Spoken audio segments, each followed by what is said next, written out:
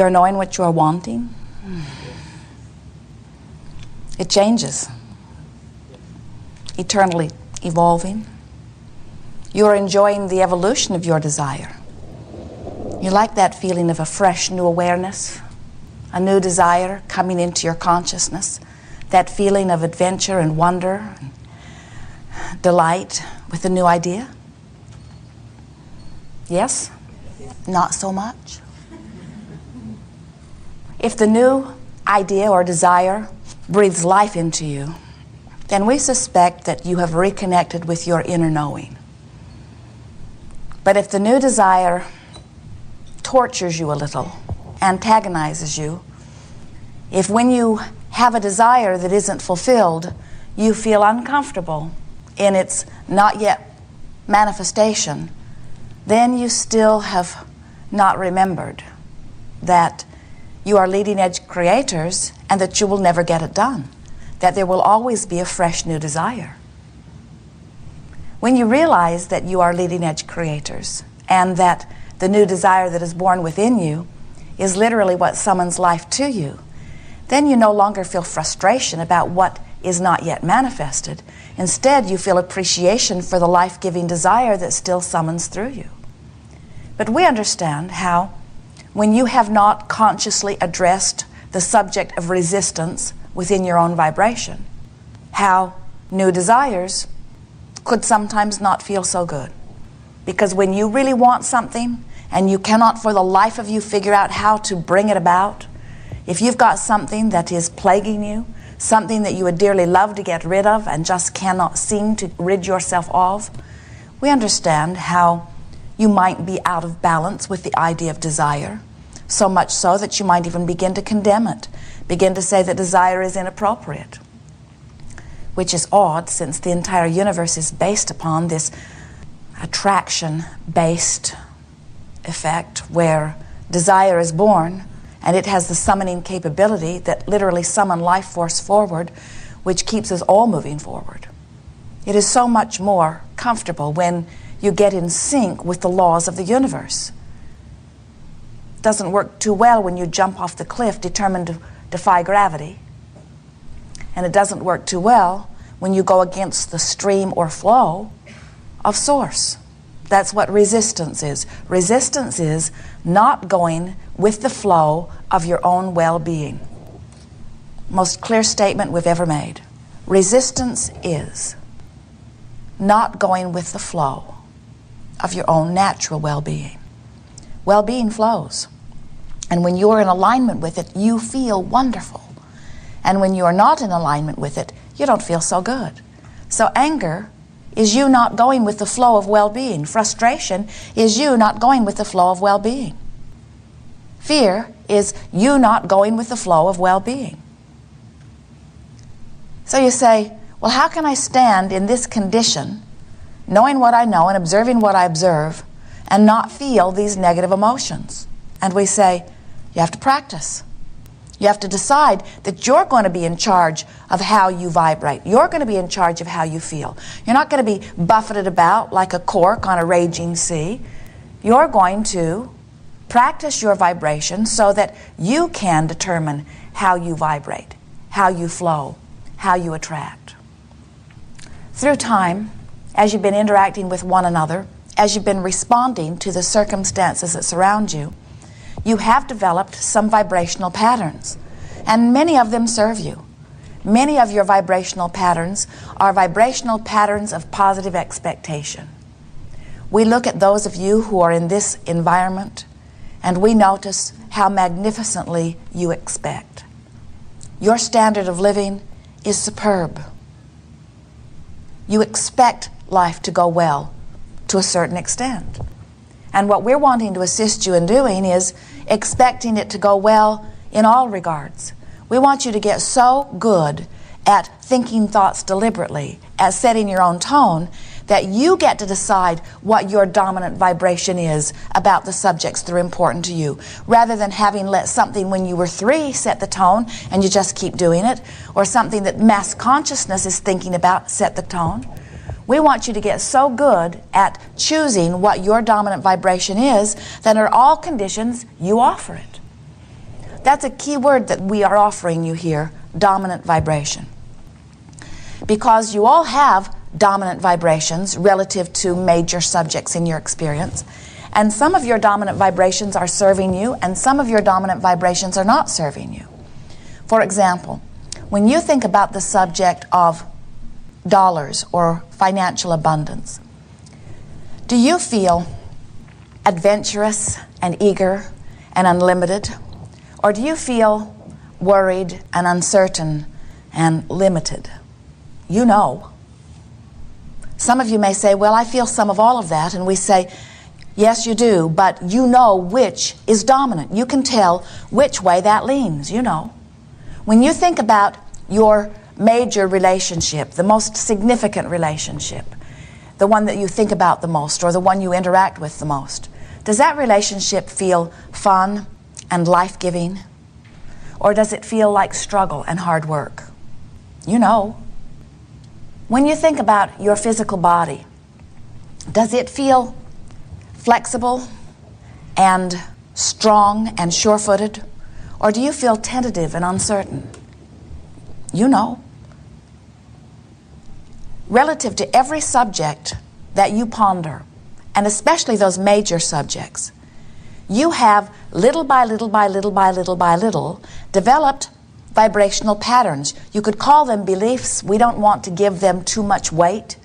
Habits of thought that you keep thinking. And the reason you keep thinking them is because you haven't decided to think otherwise. And so the thought that you think, which attracts to it, so you think it some more, which attracts to it, so you think it some more, which attracts to it, so you think it some more.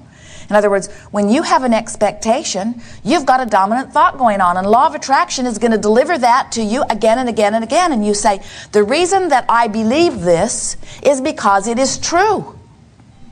And we say, the reason that you believe it is because you practice the thought, because all that a belief is a thought that you keep practicing. And so you say, but the reason I believe it is because it is true.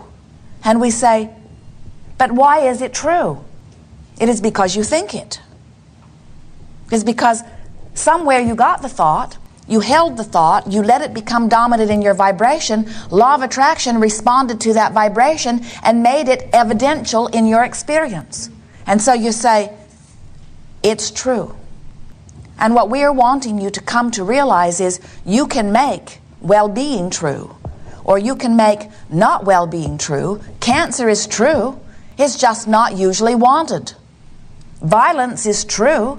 It's just not usually wanted. And we want you to begin to realize that facing the facts because they are true only perpetuates the truth you would not choose for yourself.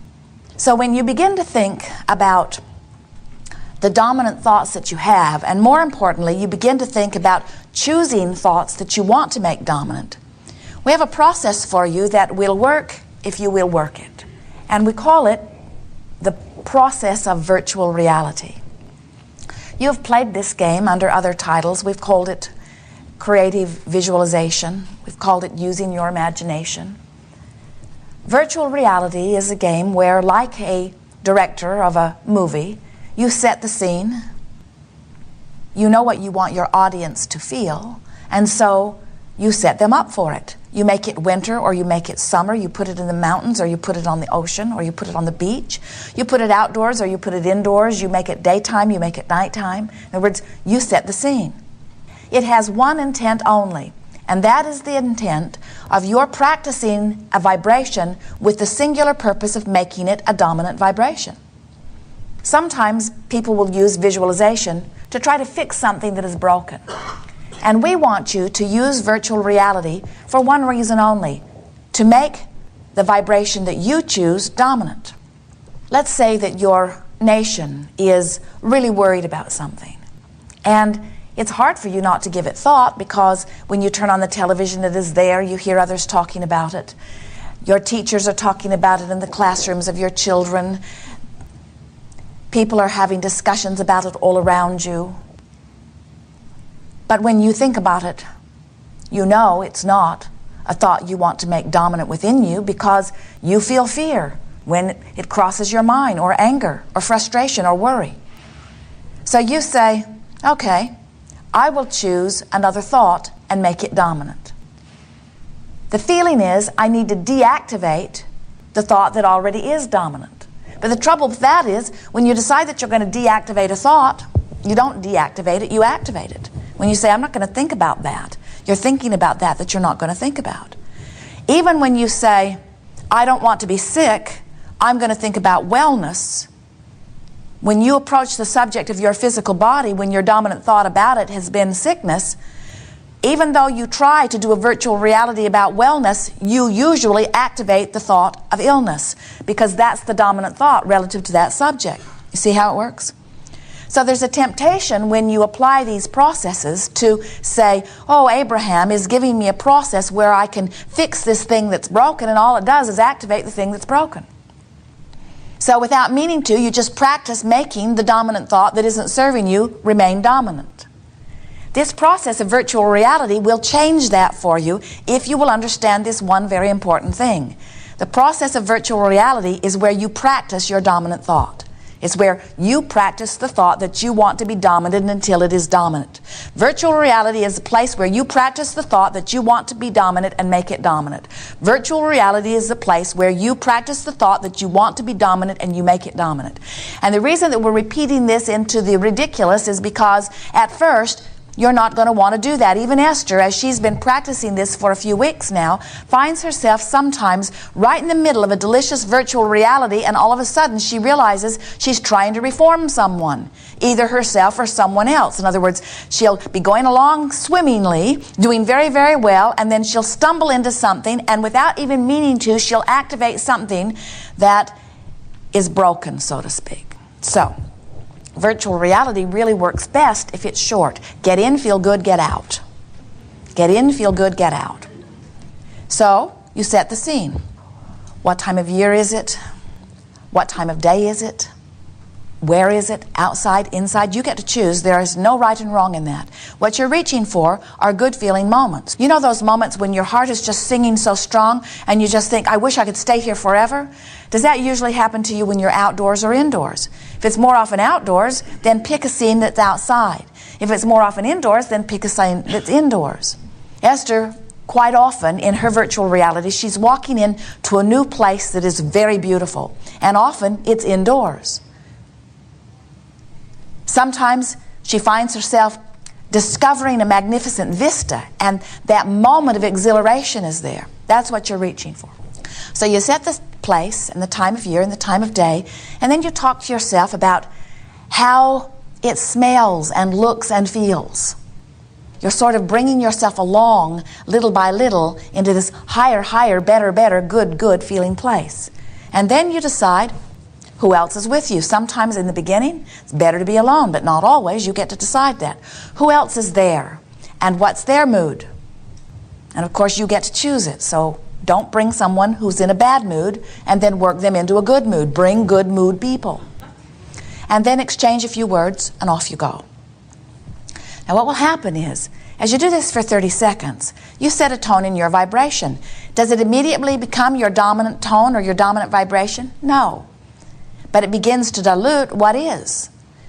So then you do it again, and you do it again, and you do it again, and you do it again, and you don't do it because there's something broken that you want to fix. Because if you do it because there's something broken that you want to fix, you just practice the one that's already dominant.